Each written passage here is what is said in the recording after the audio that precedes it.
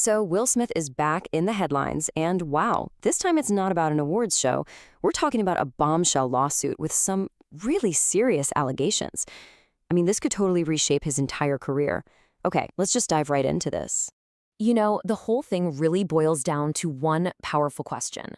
Is Will Smith the predator here, like this lawsuit claims?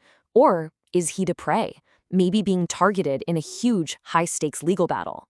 We're going to break down exactly what's being alleged, and trust me, there are some serious questions being raised in response. All right, so who's actually making these accusations?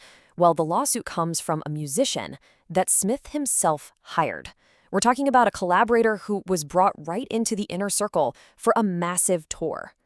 And that musician is Brian King Joseph. Now, you might actually recognize him. He's a phenomenal violinist, a finalist on America's Got Talent. So picture this. In late 2024, Will Smith hires him for his tour and a feature on a new album. I mean, that should have been a total dream job, right? Instead, it's become the center of this really public and honestly really ugly legal fight. Okay, so let's get into the violinist side of the story here. Joseph's lawsuit details what he calls a traumatic series of events.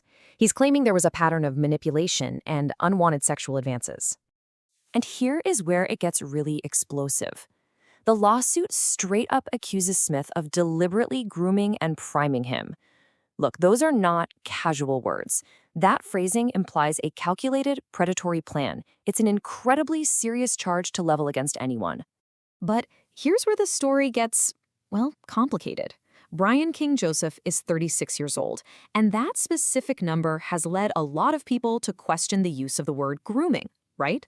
I mean, that's a term typically associated with minors, not something you usually hear when describing interactions between two grown consenting adults.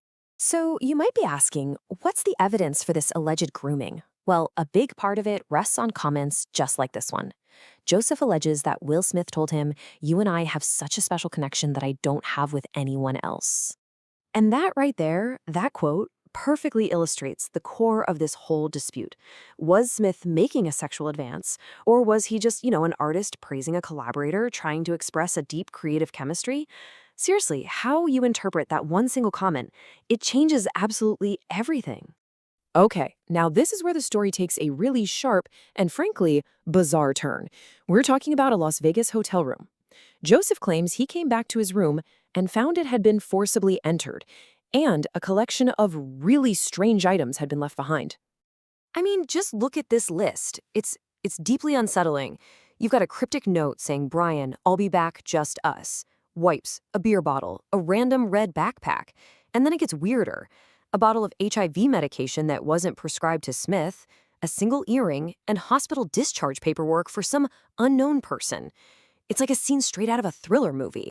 But here's the thing. For all of its strangeness, there's a huge problem with this evidence. Not a single one of these items, not the note, not the paperwork, not the medication, seems to have any direct, provable link back to Will Smith himself.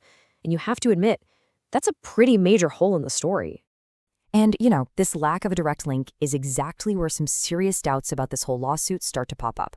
The narrative begins to face some really tough questions about what actually happened, and maybe more importantly, why. Okay, let's take his firing from the tour, for example. Joseph insists he was let go as retaliation for reporting Smith's behavior. Simple enough. But the tour management story? It's the complete opposite. They claim the entire hotel incident was totally fabricated. I mean, you literally could not have two more conflicting accounts of what went down. And the scrutiny here, it digs even deeper, focusing on four key questions. First, what's the motive? Is this really about justice, or is it about trying to secure a massive payday from a rich celebrity? Second, the lawyer involved. Turns out he's also representing men in similar cases against Tyler Perry, which definitely raises questions about a potential pattern. Third, the timing. Why wait so many months before filing a civil suit? And finally, and this is a big one, if a crime like breaking and entering actually happened, why file a lawsuit for money instead of, going to the police? And look, the argument here is that accusations this severe can absolutely destroy a person's life and their career.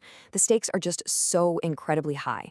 And because of that, every single detail of the claim has to be put under a microscope, torn to pieces even, just to see if it holds up.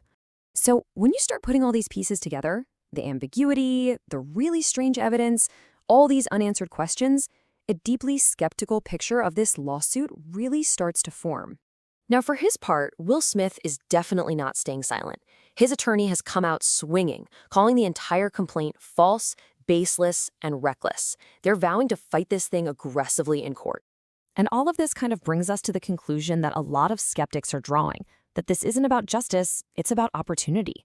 The theory goes that this is a calculated attempt to get a payday from a celebrity who, let's be honest, seems uniquely vulnerable after his other recent controversies.